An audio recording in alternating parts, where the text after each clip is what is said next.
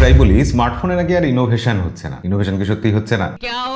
আসলে ছোট ছোট ইনোভেশন হচ্ছে এবং সেগুলো খুব ইম্পর্টেন্ট।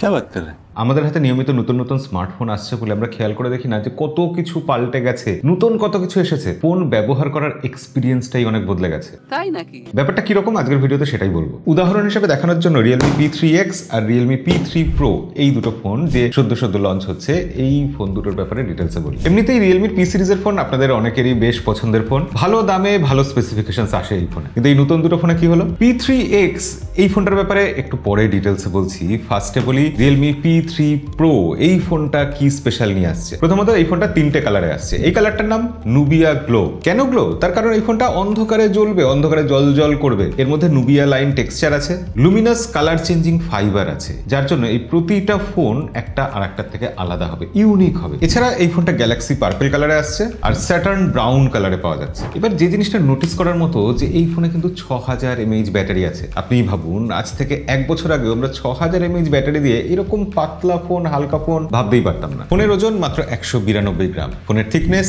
8.3 মিলিমিটার এবং বড় ব্যাটারি মানেই আমাদের মনে ধারণা ছিল যে ফাস্ট চার্জিং থাকবে না। এই ফোনে কিন্তু 6000 mAh ব্যাটারির সাথে সাথে 80 ওয়াটের ফাস্ট চার্জিং এর সাপোর্ট রয়েছে। এই ব্যাটারিটা যদি 5 মিনিট চার্জ দেওয়া হয় 17% চার্জ হয়ে যাচ্ছে। এগুলো চেঞ্জ হয়েছে তো, ইমপ্রুভ হয়েছে তো আগে থেকে। এবার অন্য সব প্রসঙ্গে যাওয়ার আগে একটা ছোট্ট কিন্তু খুব ইম্পর্টেন্ট কথা বলে রাখি, আইপি রেটিং। আইপি রেটিং জিনিসটা খুব এক্সক্লুসিভ ছিল কিছুদিন আগে অবধি। এখন দেখুন এই ফোনে IP66, IP68, IP69 তিনটে রেটিংই দিয়ে দেওয়া হচ্ছে। IP69 মানে সর্বোচ্চ লেভেলের IP rating, water and dust resistant. High প্রেসারে যদি গরম জল সেখানে লাগে তাহলেও এটা সহ্য করে নেবে, এমনকি ফুটন্ত জলের মধ্যেও সামান্য সময় এটা মানিয়ে নিতে পারবে। IP68 মানে 1.5 মিটার জলের তলায় 30 মিনিট রাখা যাবে, অর্থাৎ সুইমিং পুল টুল যেখানে আপনি নিয়ে যাবেন কোনো সমস্যা নেই। তাহলে IP66 এর কি দরকার? IP66 থাকলে যে কোনো ডিরেকশন থেকে পাওয়ারফুল ওয়াটার যেটা এর মধ্যে যদি এসে লাগে তাহলেও এটা সহ্য করবে। মানে মনে করুন বাইক ধোয়া হচ্ছে, ওয়াটার গান আছে, রাফটিং হচ্ছে, সেই সব জায়গায় এটা সহ্য করে নেবে। এবার এই ফোনটা কিন্তু এই দামের একমাত্র ফোন যেখানে IP69 রেটিং দেওয়া হচ্ছে, IP66 রেটিং দেওয়া হচ্ছে। এই জিনিসগুলো কিন্তু আমরা কিছুদিন আগেও ভাবতে পারতাম না। এবার ডিসপ্লের প্রসঙ্গে চলে আসি। এখানে রয়েছে edge flow display, 4D curve display. ডিসপ্লেটা কিন্তু 1.5K এবং ডিসপ্লের চারদিকে বেজেল দেখুন, চিন দেখুন, মাত্র 1.6 মিলিমিটার আলট্রা থিন বেজেল। এটা এই প্রাইস সেগমেন্টের এটা প্রথম quad curve edge flow 1.5K display. ডিসপ্লেটা 120 হার্টজের একটা AMOLED display, peak brightness 1500 nits, HBM 1200 nits. কিন্তু ডিসপ্লে যথেষ্ট ব্রাইট, আউটডোরে দেখতে সমস্যা হচ্ছে না। Realme P3 Pro এখানে রয়েছে Gorilla Glass 7i এর প্রোটেকশন। এখানে যে ইন ডিসপ্লে ফিঙ্গারপ্রিন্ট সেন্সরটা আছে সেটা একটু নিচের দিকে আছে এবং সেটাও খুব ভালোভাবেই কাজ করেছে। কিন্তু এই ফোনের সব থেকে ইন্টারেস্টিং জিনিস যেটা আমার লাগলো, এখানে পারফরমেন্স যা দিচ্ছে, প্রসেসর যা দেওয়া হয়েছে, Qualcomm Snapdragon 7S Gen 3 processor আছে। 4 ন্যানোমিটার ফেব্রিকেশনে TSMC তৈরি এই প্রসেসরটা,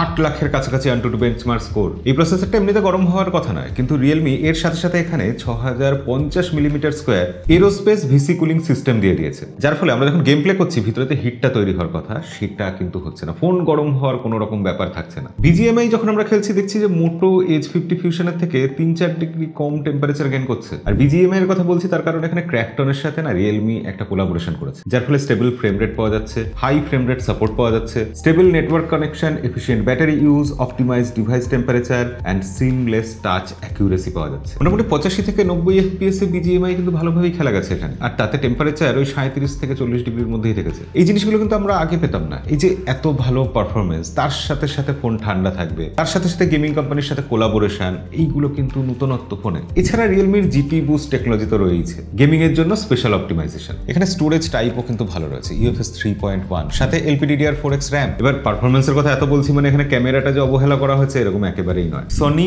IOS 896 সেন্সর দেওয়া হয়েছে এখানে। এই সেগমেন্টে এটা কিন্তু সবথেকে বড় সেন্সর। এখানে ব্যাকে রয়েছে একটা 50 মেগাপিক্সেল আর একটা 2 মেগাপিক্সেল ক্যামেরা, ফ্রন্টে রয়েছে 16 মেগাপিক্সেল ক্যামেরা। এখানে রাত্রিবেলার সিন ভালো তোলা যাবে। এর সাথে সাথে Realme এখানে অপটিমাইজ পোর্ট্রেট ব্লার দিয়ে দিয়েছে, যার ফলে নাইট পোর্ট্রেট গুলো ট্রান্সপারেন্ট আর অ্যাটমসফিয়ারিক হচ্ছে। এই সেগমেন্টে কিন্তু এই প্রথমবার লো লাইট পোর্ট্রেট ব্লার ফিচারটা দেওয়া হলো। এরপর তো AI আছে, AI বেস্ট ফেস, অর্থাৎ কোনো সেলফি তুলতে গিয়ে হয়তো চোখ বন্ধ হয়ে গেল, সেই মুহূর্তটা তার ফিরে পাওয়া যাবে না, তার জন্য বেস্ট ছবিটা বেছে নেবে, চোখ খোলা থাকবে। এছাড়া AI Eraser 1.0 আছে, অর্থাৎ ব্যাকগ্রাউন্ডে কোনো আনওয়ান্টেড অবজেক্ট হলে সেটা সুন্দর করে পরিষ্কার করে দেওয়া হবে। এছাড়াও এখানে মোশন ডি ব্লার ফিচারটা আছে, অর্থাৎ কোনো চলন্ত জিনিসের মুভিং অবজেক্টের ছবি তুললাম, সেটা একটু ব্লারি হয়ে যাবে, সেই জিনিসটাকে কিন্তু মিনিমাইজ করে দেবে। আর এআই আছে, এআই রিফ্লেকশন রিমুভার থাকবে না সেটা হয়। এখানে best D reflection repair feature রয়েছে, অর্থাৎ ছবি তুলতে গিয়ে কিছু রিফ্লেকশন চলে আসলো, সেগুলোকে পরে ফিক্স করে নেওয়া যাবে। এছাড়া রয়েছে এআই স্ন্যাপ মোড, কোনো চলন্ত একটা গ্রেট মোমেন্ট ক্যাপচার করে নেওয়ার জন্য। এই ফোনের ব্যাক ক্যামেরা দিয়ে 4K 30 FPS এ ভিডিও তোলা যায় সর্বোচ্চ,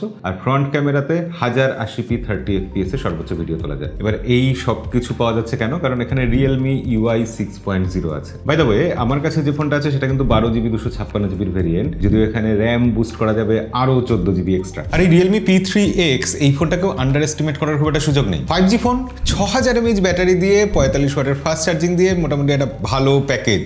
প্রসেসরও কিন্তু যথেষ্ট ভালো, MediaTek Dimensity 6400 processor. Free fire 90 FPS এ খেলা যাবে। তার সাথে সাথে রয়েছে 18GB ডাইনামিক র্যাম আর 128GB রম। এই ফোনের AnTuTu বেঞ্চমার্ক স্কোর 4 লাখেরও উপরে। ফ্রি ফায়ারে স্টেডি 60 FPS পাওয়া যাচ্ছে এখানে। আর ডিসপ্লের কথা যদি বলি, 120 Hz এর আই কমফোর্ট ডিসপ্লে রয়েছে এখানে, চোখের উপর কোনো চাপ পড়বে না, ডিসপ্লে কোয়ালিটি যথেষ্ট ভালো। তার সাথে সাথে রয়েছে রেইন ওয়াটার স্মার্ট টাচ, অর্থাৎ হাত যদি ভেজা থাকে ফোন টাচ করতে খুব একটা সমস্যা নেই। আজকাল এইসব ইমপ্রুভমেন্ট কিন্তু আমরা ফোনে দেখছি, এগুলো কাজে লাগে ডে টু ডে লাইফে টুকটাক ব্যাপারে, এগুলো সত্যিই কার্যকরী। বা ধরুন Realme P3X, এই ফোনটাও যে মিলিটারি গ্রেড শক রেজিস্ট্যান্ট, সেই ব্যাপারটা আমাদের সত্যি হেল্প করে। টুকটাক পড়ে গেল, একটু ধাক্কা লাগলো, ফোন চট করে ভেঙে গেল, এগুলো কিন্তু আগের মতো আর হয় না। এবং এখানেও IP69 প্রোটেকশন রয়েছে, সর্বোচ্চ লেভেলের IP প্রোটেকশন। এই দামের একটা ফোনে আগে এটা ভাবা যেত কোনোদিন? ক্যামেরার ক্ষেত্রে এখানে 50 মেগাপিক্সেল AI ক্যামেরা রয়েছে, আমরা টুকটাক যা ছবি তুলেছি ছবি ভালোই এসেছে। সাথে Realme UI 6.0 এখানেও Android 15 এর উপর। ফোনটা কিন্তু 7.94 মিলিমিটার থিক এবং